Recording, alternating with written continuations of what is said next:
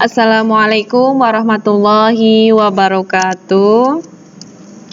Alhamdulillahirrabbilalamin wabihi nasta'in wa ala umri dunya waddin wa ala alihi wa sahbihi ajma'in. Kembali lagi bersama saya Eka Setiawati, Manajemen Pendidikan Islam. Di sini saya akan menjelaskan materi tentang pendidikan Pancasila dan kewarganegaraan, yaitu khususnya pada kelas 10. Ini masuk dalam semester 1 yang bertema nilai-nilai Pancasila dalam praktik penyelenggaraan pemerintah negara. Nah, di sini tujuan pembelajaran hari ini yang pertama yaitu bisa memahami nilai-nilai Pancasila dalam praktik penyelenggaraan pemerintah negara. Yang kedua, mensyukuri nilai-nilai Pancasila dalam praktik penyelenggaraan pemerintah negara sebagai salah satu bentuk pengabdian kepada Tuhan Yang Maha Esa. Jadi pada judul yang ini tujuan saya adalah bisa memahami apa sih nilai-nilai Pancasila itu seperti apa, dan kita ini bisa bersyukur kepada Allah Subhanahu wa taala bahwa nilai-nilai Pancasila dalam praktek penyelenggaraan pemerintah ini bagus, maka kita bisa mencontohnya. Nah, materinya apa? Di sini yaitu sistem pembagian kekuasaan negara. Yang pertama adalah sistemnya kekuasaan negara. Yang selanjutnya yaitu sistemnya, yaitu sebelum itu saya jelaskan dulu pengertian pembagian kekuasaan. Nah, di sini menurut KBBI, pembagian memiliki pengertian ataupun proses menceraikan. Kalau bahasa ini menceraikan itu kan memisahkan.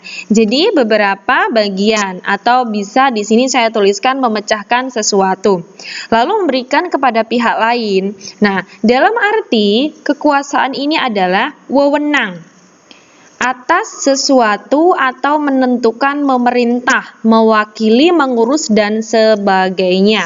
Ini arti dalam kekuasaan. Nah, di sini ada seorang tokoh, yaitu menurut Muhammad Kusnardi dan Harmali Ibrahim. Di situ tertulis pada 1988. Di sini pembagian kekuasaan itu berarti kekuasaan itu memang dibagi-bagi menurut Muhammad Kusnardi ini. Apa saja? Yaitu ada legislatif, ada eksekutif, dan yudikatif. Nah, tetapi ini tidak bisa dipisahkan karena hal ini membawa konsekuensi bahwa di antara bagian-bagian itu dimungkinkan ada koordinasi atau kerjasama. Jadi legislatif, eksekutif, dan yudikatif ini tidak bisa dibagikan ataupun terpisahkan karena memang harus balance, kerjasama bareng. Nah, bisa koordinasi juga. Selain itu, pembagian kekuasaan baik dalam arti pembagian ataupun pemisahan yang diungkapkan dari keduanya juga mempunyai tujuan yang sama, maka harus bersama. Tujuan yang sama itu apa? Yaitu untuk membatasi sebuah kekuasaan hingga terjadi pemusatan kekuasaan pada suatu tangan yang memungkinkan terjadi sewenang-wenangnya. Maka ini harus jadi satu, tidak bisa terpisah karena memang mereka kerjasama ataupun saling koordinasi. Nah, di sini jenisnya apa saja sih pembagian kekuasaan? Di sini ada dua, yaitu secara vertikal dengan secara horizontal. Apa itu vertikal? Kalau vertikal itu pembagian kekuasaan menurut tingkatannya. Jadi, maksudnya pembagian kekuasaan di pemerintah itu dapat dilakukan menjadi beberapa tingkat pemerintah ataupun pembagian kekuasaan menurut tingkatnya ini misalnya antara pemerintah pusat dan pemerintah daerah. Nah, itu kan masih dalam negara kesatuan. Atau antara pemerintah federal dan pemerintah negara bagian dalam suatu federal. Jadi ada dibagikan jenis-jenisnya. Lalu menurut horizontal, yaitu pembagian kekuasaan menurut sesuai dengan fungsinya. Dalam pembagian ini, lebih dititik beratkan itu pada pembedaan antara fungsi pemerintah yang bersifat itu ada legislatif ya sama, eksekutif dan yudikatif. Tetapi di sini Kalau menurut horizontal di sini ada dua tokoh nanti. Yang pertama ada Montesquieu dan ada John Locke. Dan di sini yang saya tuliskan pertama yaitu menurut Montesquieu. Dalam teorinya tersebut itu untuk tegaknya suatu demokrasi perlu diadakan pemisahan. Jadi artinya pemisahan itu nama-namanya, tapi mereka kerjanya tetap sama. Nah, di sini ada ada teorinya tersebut. Nah, apa? Yang pertama yaitu ada kekuasaan legislatif, ada kekuasaan eksekutif, ada kekuasaan yudikatif. Nah, di dalam kekuasaan legislatif ini yang pertama yaitu legislatif itu yang membuat apa? Membuat undang-undang.